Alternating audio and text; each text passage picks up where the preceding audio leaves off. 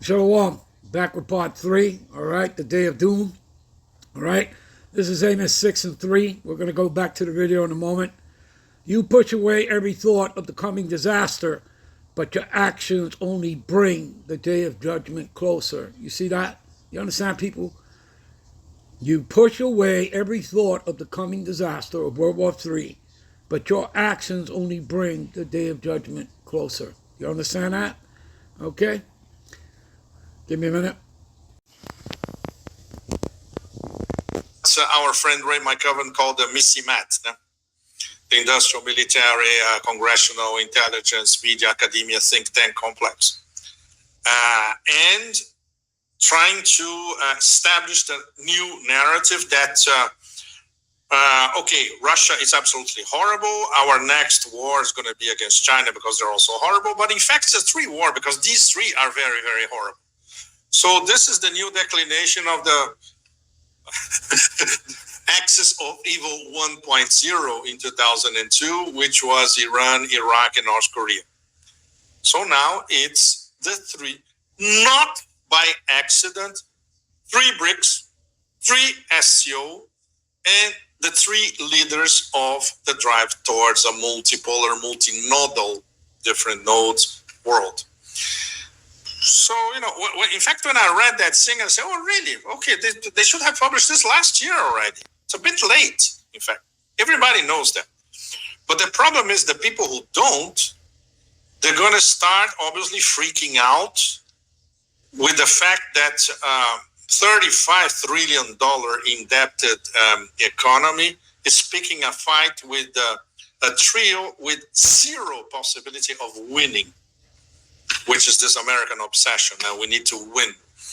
You won't win against anything. You cannot win against the Houthis in Bab al-Mandeb and Red Sea. Can you imagine picking these 3 at the same time with the hypersonic missiles of Russia and Iran? It's a joke. So, but this tells us the mentality of this prominent silos of the industrial military complex, that they are already fantasizing, just as they never cease to fantasize on how they're going to undermine and weaken Russia, even before the start of the Ukraine project in 2014. There you go. They never learn, Danny and everybody else, and it's sometimes it's so pathetic to look at it all. Assuming they are going to survive the internal collapse of the United States, which could happen as early as early next year, if not before the end of this year. This larval civil war inside the West, which can explode at any minute. The mega trillions of dollars that they owe, that the only way to zero this thing would be to provoke a world war. And then we start getting an inkling of an answer. Yes, they want a world war to zero everything and start all over again. Assuming that they're going to survive this world war, which they won't. You heard it. The United States will not survive, neither will the corporate state of Israel.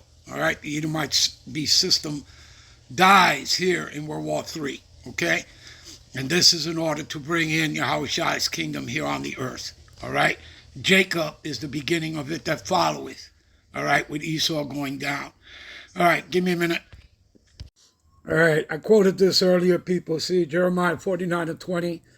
Therefore, hear the counsel of the Lord Yahweh. We say that because you see the word Lord in all caps. It's Yahweh. In the Hebrew Bible, Hebrew text, read from right to left, Hebrew characters, it's Yahweh. If you see it in small lettering, it would be Yahweh Shai, all right, his son. So, therefore, hear the counsel of the Lord Yahweh that he have taken against Edom. See that? Edom. The Edomites, the so-called white man. All right, and his purposes that he had proposed against the inhabitants of Teman, that's the German branch of the Edomites, the Amalekites, okay? So surely the least of the flock, they're the least of the flock, shall draw them out. Draw who out? America into what? World War III, Armageddon, okay, the day of doom, all right? He shall make their habitations desolate with them. You see that? With Israel. As Israel, okay, gets blown to smithereens, so does America, Babylon the Great. Do you people understand that? Nothing can stop or alter, all right, the prophecies, all right, the decrees ordained by the Most High before the foundation of the world. Do you understand that, people? Give me a minute. This is Jeremiah 51:11. Make bright the arrows of the missiles, people. Give me a minute. Merriam-Webster's dictionary, a missile shot from a bow. You see that? Arrow. Okay? Give me a minute. So this arrows is talking about the ICBMs of the Lord, all right? And they belong to the Lord. He created the scientists to make them, all right? They belong to him. They've flown over the missile sites and they've turned on the computers. They belong to the Lord. And the Lord controls the hearts and minds of the kings of the earth. So when they get ready to press the buttons, it would be done through the angels, okay? And nobody knows that day but the Most High. Not even the Son knows or the angels, all right? The day of doom, the day of Armageddon. So, make bright the arrows, gather the shields. The Lord Yahweh have raised up the spirit of the kings of the Medes, all right, which would be Persia, Iran, okay? And remember that Gog and Magog, that's Russia, is a bodyguard onto these nations, as well as onto Gomer, which is Turkey, onto, the BRIC nations, okay? South Africa, Pakistan, India, you understand? All right? You get it, people? Are you following? All right? Because that goes back to Ezekiel chapter 38, where it tells you that Russia is a guard unto these nations. All right? So anyway, for his device. So he has raised the spirits of the kings of the Medes for his device against Babylon, which is America, to destroy it. You see that? Destroy it, because it is the vengeance of the Lord Yahweh for the vengeance of his temple. The temple, the church, the congregation are the Israelites. Know ye not that ye are the temple of the Most High?